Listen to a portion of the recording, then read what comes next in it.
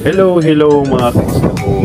For today's video, makakadto kami sa bayan sa Concepcion. Bali, mamanaklon kami sa mga kinanglanon sa sulod sang balay. Katulad sang Bombay, Kamatis, Ahos, Bombay, Luya, mga pangsahog. Kag, syempre, dala na lagaw-lagaw sa mga oras nga ina.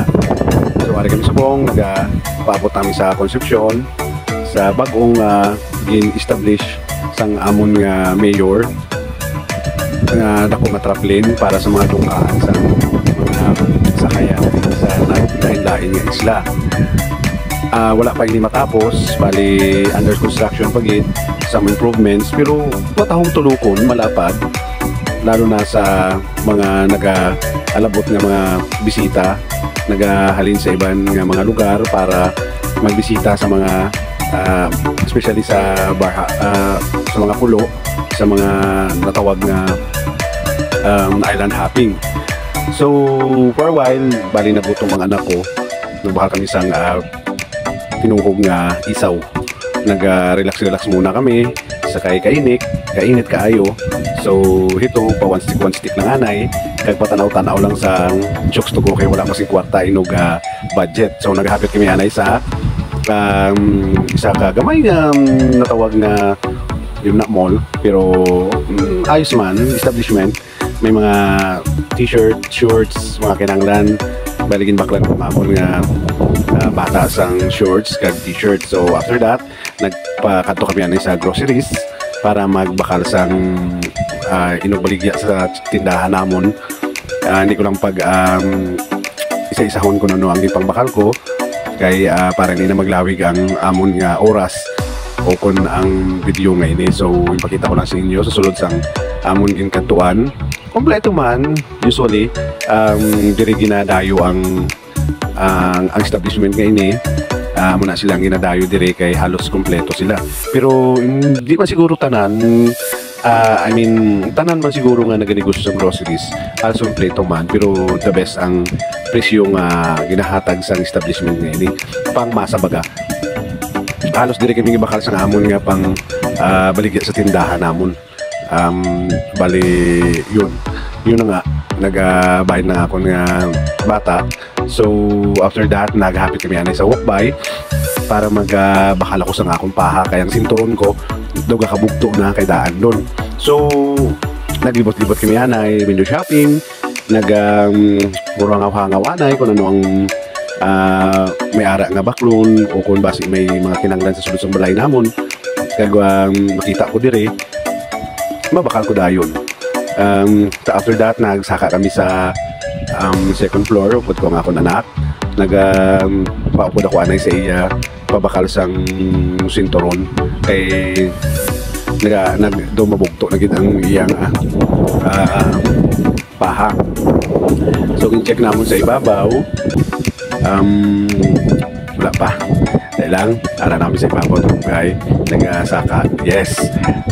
Bali sa ining establishment sa walkby, damo man makita nimo nga mga balakron dira, mga needed sa imo nga sulod sang balay, like mga sounds, mga t-shirts, mga kung ano-ano ang mga kinanglan mo, basta may ara dira. Kompleto man, okay man sila. So ara na ako nga sinturo nagpili-pili ako daan isang akon nga naluyagan kay iilis ko ina sa daan ko nga sinturon ko kay sa nasiling ko na dumabugto na.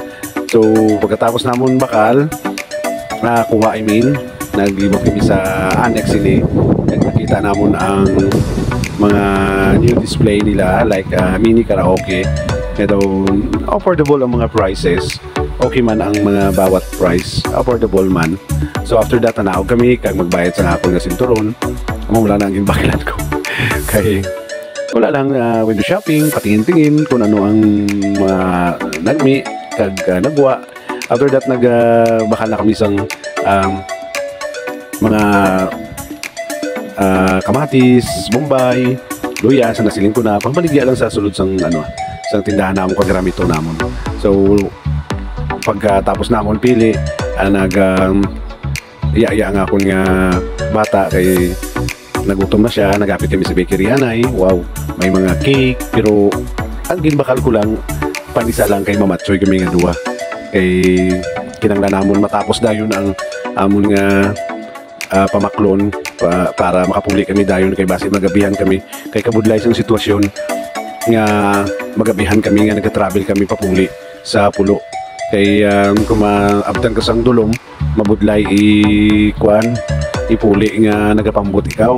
So kinanglan na mo na ang kung ikaw isa taga pulo relate kasi na sang amo sina sitwasyon. So sulod na kami sa isa ka hindi class na restaurant pero malimpyo, manamit ang pagkaon, ayos man, pangmasa man ang handa nga pagkaon. So namatsoy ang anak ko, samtang akong pansit lang kay very affordable lang ang handa nga price. So after that nagpuli na kami, naabtan ko nga may kausap sa ako nga kung pwede sila makatabok upod ang handa nga motor.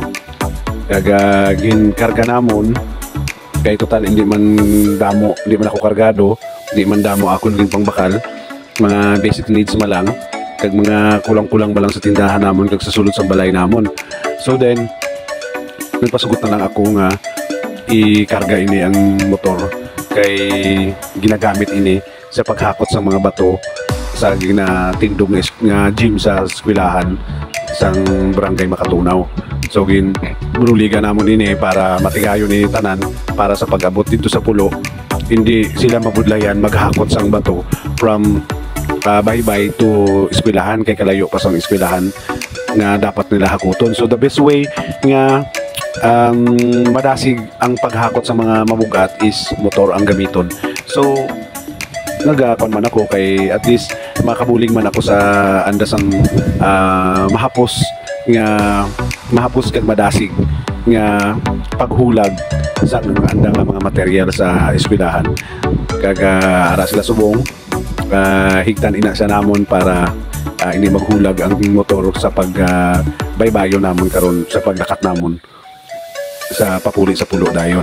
So then mga guys, mga sa bali ang buhay namon sa pulo tulungan lang kung sino ang nagakinahanglan mabulig man sang mabulig ka man sang makaya mo lang.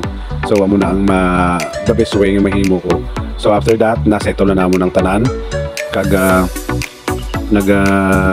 prepare na kami para lakat na mapuli na, nagapanuko na kami kay para hindi na kami mahapunan sa pag-abot namon sa pulo kay kabudsa na siling ko na mabudlay ang pag-travel sa isla kung madulom na kay siyempre di mo makita ang ginaagyan mo.